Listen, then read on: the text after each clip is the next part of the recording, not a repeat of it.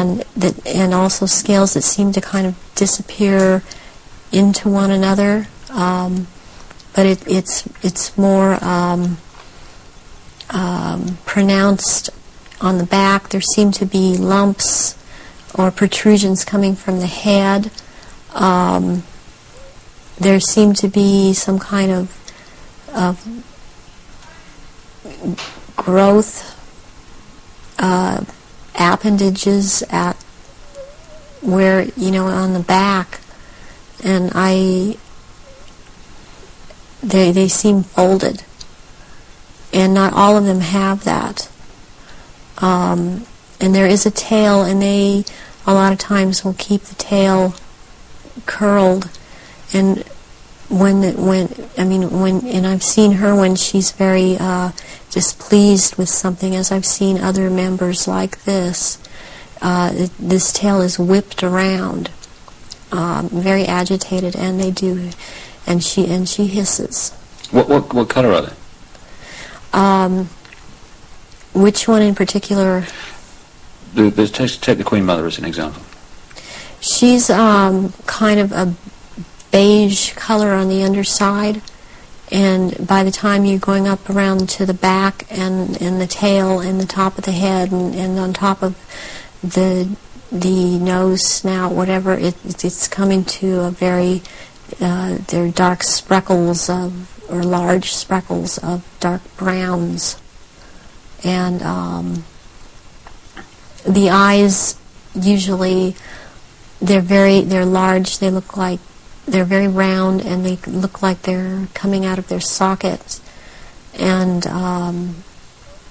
very protruding, and usually the color ranges from a beige to a gold to a dark greenish gold, and then there's this dark slit up and down, a vertical slit, and and the eyes will look hooded, and when they look hooded, it's a very frightening thing, because it seems that when the eyes are hooded, they're about to do something. What do you mean by hooded? The lids come down, and it's almost, I guess it would be the same thing in a human as an expression of someone's got an idea. And how tall are they when they shapeshift? They're just about 7 feet tall. Some are a little shorter, or to a foot shorter. Some are a little bit taller than 7 feet. So what would the Queen and Prince Charles look like in their reptilian form? As to height? As to general appearance?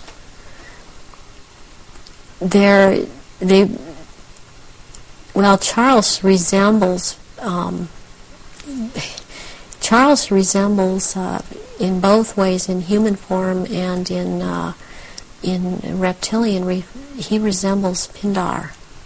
He's shorter, though, in reptilian form than Pindar, but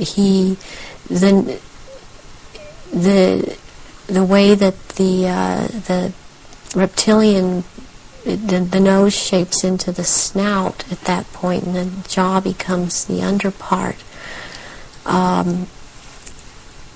It's very much like Pindar, and his mother doesn't look quite the same as he does. But what does the Queen look like? The Queen, she's darker, not quite so pale. She's darker. All over, she doesn't have the amount of I would call it freckling. It's more like a gradual, like the skin is gradually getting darker. It's more smooth. And she does have the lumps up around her head and down the tail, the spine. Charles has the tails down around the spine, and funny enough, he has the protrusions from the skull in the reptilian form, where about or above, right above where it seems like his ears would have been. What is it about the rituals that allow the shape-shifting to happen? When the victims are starting to be sacrificed, it's the scent of the blood, and they start shape-shifting at that point in time, and they can hardly wait to get to the blood. It's like they're addicted to the blood, and then the consumption of human flesh that follows. What have you seen the Queen or any of the royal family do in relation to that? Have you seen them sacrifice and consume human flesh? There are certain times when they will actually do a sacrifice, or there will have been someone doing a sacrifice, and it's not happening fast enough for them. So they will step in and finish it themselves, because the sacrifice the ritual has to be gone through. It's sacrificially, ritualistically, it has to have been gone through, and they will step right in and just start tearing the throat out, and they're getting all this blood from the jugular vein at the same time, and that has happened when there are many there that are going to be sacrificed, and they just can't wait, and tearing into the contents of the abdomen and stomach of a victim afterwards. Who have you seen do that? I've seen the Queen Mother do that, and Prince Philip and Charles. I've seen Guy de Rothschild do this. It seems that I've seen it more among royalty, or so-called royalty, do this than people that are not titled. That they don't seem to. They seem like it feels like they don't dare, but they shape-shift nonetheless. But it's like the royals that step in and just start tearing away, as they can hardly wait. How long can they hold the reptilian form in these occasions? During the rituals, it's much easier for them to hold their reptilian form. They can stay in that form. What it is that they have a hard time holding their human form.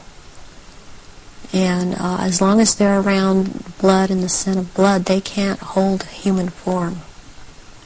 Right.